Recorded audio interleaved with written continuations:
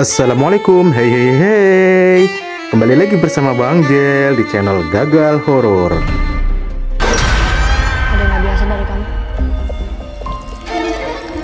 Kamu bisa lihat apa yang aku lihat.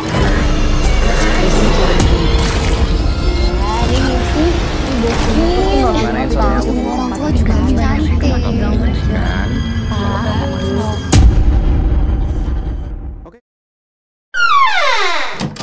Halo teman-teman semua, selamat datang kembali di channel Gagal Horor. Pada video kali ini Bang Jel akan mengisahkan peristiwa yang terjadi di bulan Ramadan hingga Hari Raya Idul Fitri, yaitu peristiwa yang disebut sebagai tragedi Sambas atau dikenal juga sebagai ketupat berdarah yang terjadi di Sambas, Kalimantan pada tahun 1999. Peristiwa ini terjadi terlebih dahulu sebelum peristiwa besar lainnya yang terjadi di Sampit pada tahun 2001 silam.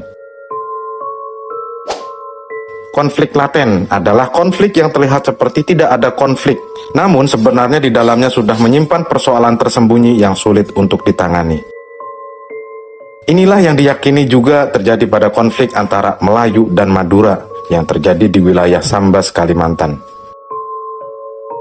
Kejengkelan terhadap beberapa oknum Madura, gesekan antar pekerjaan, juga perebutan sumber daya, termasuk tanah pertanian, diyakini adalah sedikit dari sekian banyak persoalan di antara kedua suku. Jika harus menarik mundur ke belakang, dikatakan dulunya Madura dan Melayu saling hidup berdampingan. Kedatangan Madura ke Kalimantan disebut oleh beberapa jurnal sudah dimulai semenjak tahun 60-an. Dan setelah sekian lama hidup berdampingan, pada akhirnya timbul juga gesekan di antara kedua belah pihak. Salah satu yang terlihat menonjol adalah pada tahun 1992. Tahun 1992, warga Melayu protes kepada pemerintah yang pada saat itu memonopoli pasar jeruk, di mana sebagian masyarakat Melayu bergantung ekonominya dari bertani jeruk. Monopoli yang dilakukan oleh perusahaan Bimantara Citra Mandiri atau disingkat BCM membuat keadaan masyarakat mengalami krisis hebat. Sementara pada saat yang sama mereka juga harus bersaing dengan suku Madura yang dianggap juga ingin mendominasi ekonomi di wilayah Sambas. Meski di Sambas sendiri ada berbagai suku yang mendiami, namun mereka menganggap suku Madura yang paling mengancam. Narasi yang tergabung di masyarakat kala itu, Madura menggeser ekonomi dan berkuasa dengan cara kekerasan, karena pekerjaan masyarakat sama-sama sebagai petani dan buruh. Maka, konflik-konflik kecil yang muncul tidak terelakkan.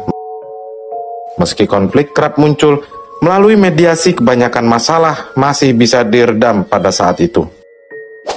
Namun seiring dengan ekonomi yang kala itu mengalami krisis secara nasional, semakin panas pula hubungan kedua suku tersebut karena perebutan dalam pekerjaan dan sumber daya. Dalam keadaan seperti itu, konflik kecil bisa merembet dan meluas dengan cepat, hingga akhirnya apa yang ditakutkan pun terjadi. 17 Januari 1999, seorang pemuda Madura bernama Hasan bin Niam tertangkap ketika akan mencuri sepeda motor di desa Parit Setia. Versi lain menyebut ia datang ke rumah warga Melayu dan memaki-maki. Ada pula versi yang mengatakan yang dicuri adalah seekor ayam. Apapun itu, yang pasti kala itu Hasan diamuk oleh massa sebelum akhirnya diserahkan ke Polsek Jawai. Hasan kemudian dijemput oleh 3 orang dari desanya, dan di sore harinya polisi membebaskannya. Melihat Hasan yang pulang dalam keadaan lebam di mana-mana, keluarganya merasa sangat marah. Hasan juga mengaku jika ia bukan akan mencuri, akan tetapi ia salah masuk rumah karena dalam kondisi mabuk. Memang, kala itu Hasan baru usai minum arak. Kebenarannya tentu hanya Hasan dan Tuhan yang mengetahuinya. Entah ia berbohong atau tidak, namun yang pasti kala itu warga sudah terlanjur terbakar amarah. Apalagi isu yang beredar kerap mengaitkan suku Madura dengan perkara mencuri. Desa Sari Makmur dan Desa Rembayan yang didominasi oleh warga Madura, bahkan disebut kepala kampungnya pun juga dari warga Madura. Mereka langsung berkumpul dan merencanakan pembalasan. Padahal diketahui kala itu adalah bulan Ramadan. Inilah tindakan yang memicu konflik yang jauh lebih besar. Mungkin tak terbayang oleh mereka kala itu.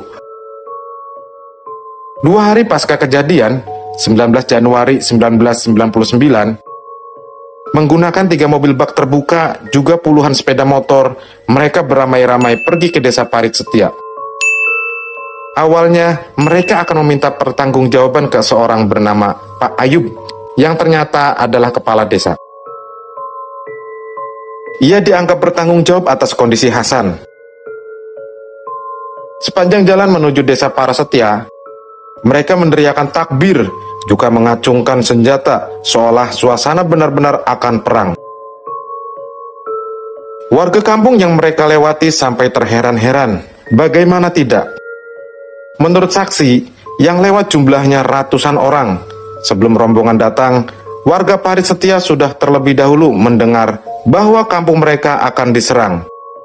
Maka yang ada adalah kepanikan yang luar biasa.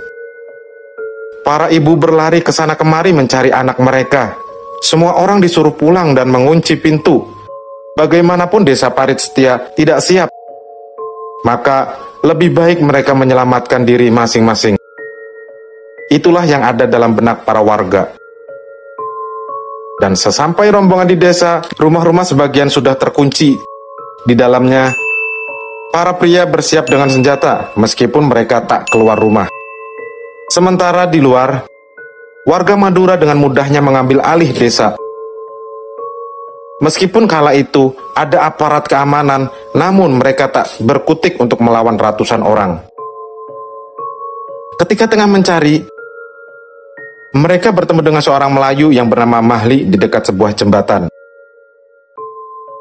Mahli ditanya dan dimaki oleh mereka, hingga akhirnya terjadi adu mulut. Beberapa pemuda Madura yang emosi pun langsung mengejar dengan senjata tajam di tangan, dan diikuti dengan pemuda yang lain.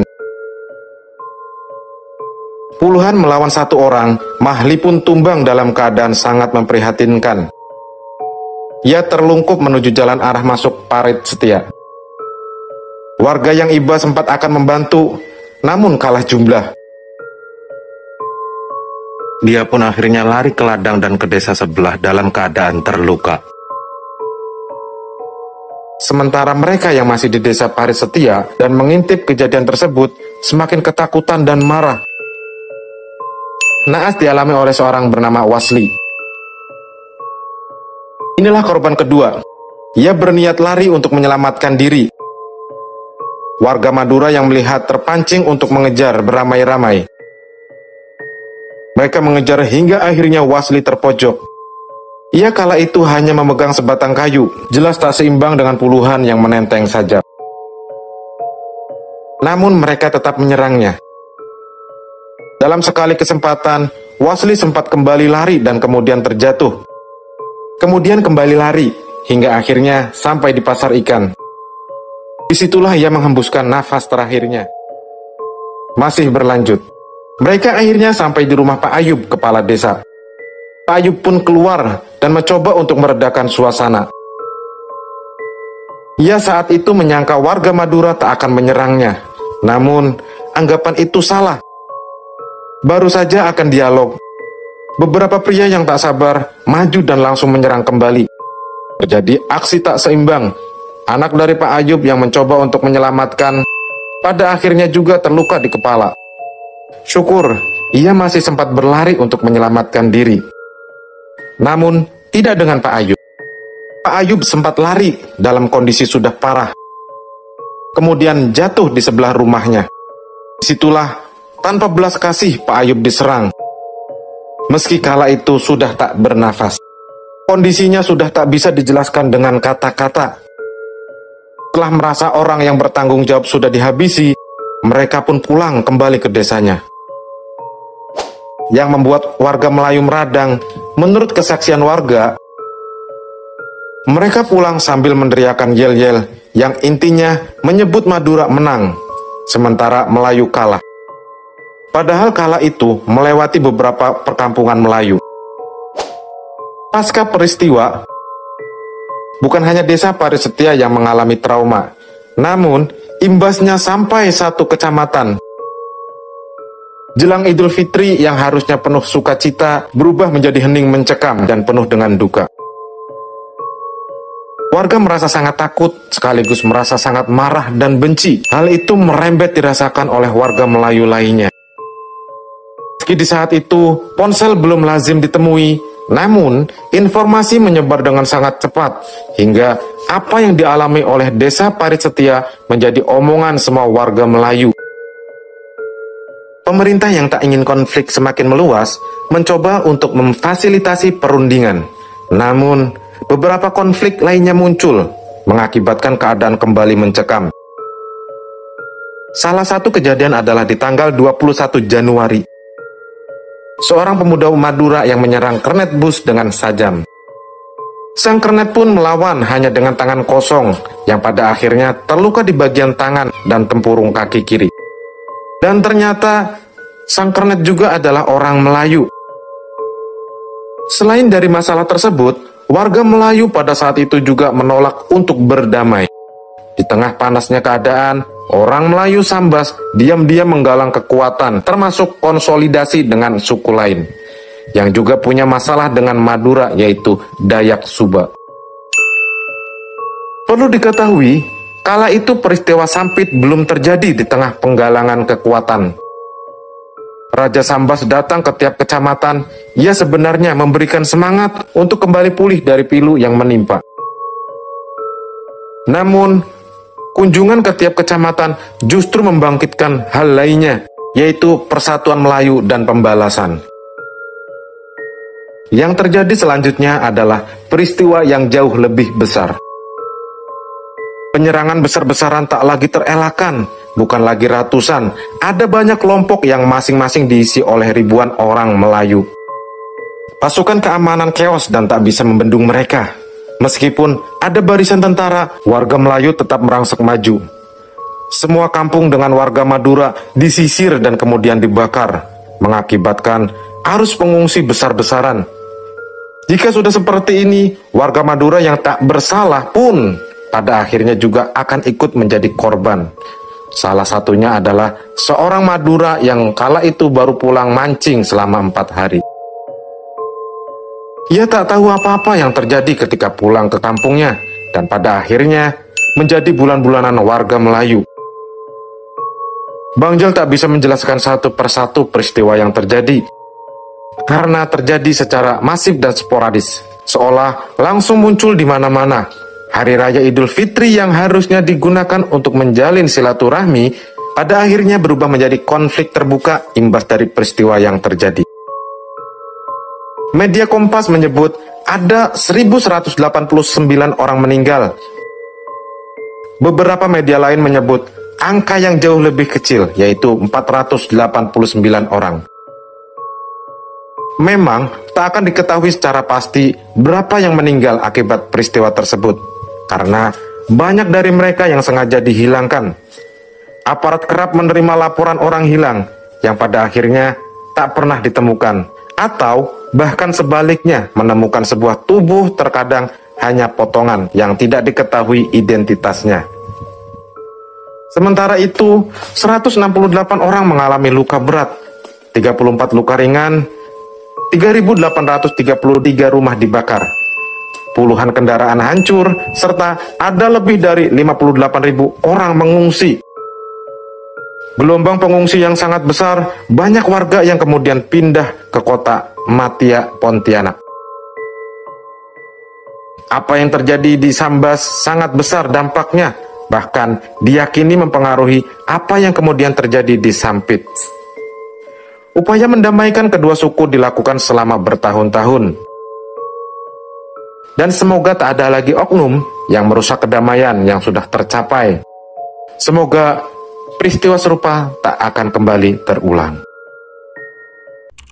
Silakan tulis pendapat kalian di kolom komentar, dan jangan lupa like video ini, subscribe, dan jangan lupa juga aktifkan loncengnya agar kalian mendapatkan notifikasi jika Bang Jel update video terbaru.